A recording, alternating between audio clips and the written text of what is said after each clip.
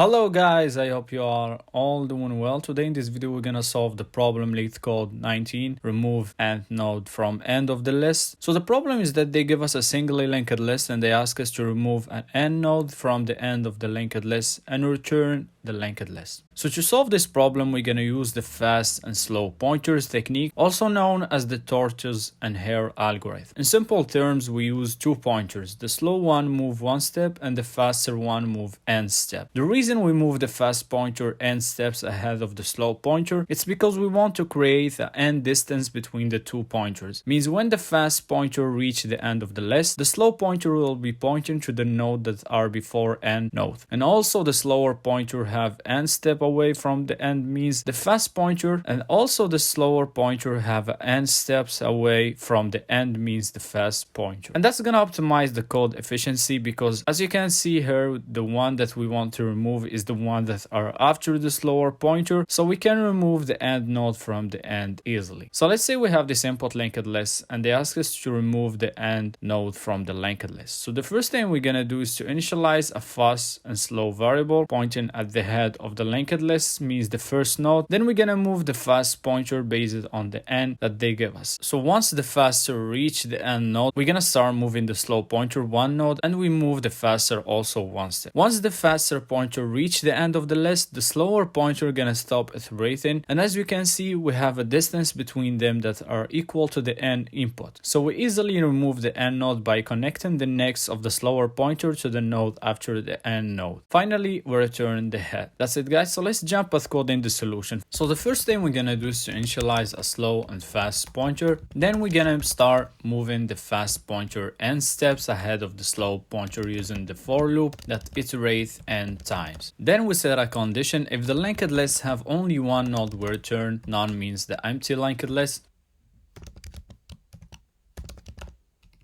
Then we set another while loop to iterate throughout the linked list, and we start moving the slow pointer one node and the faster one node.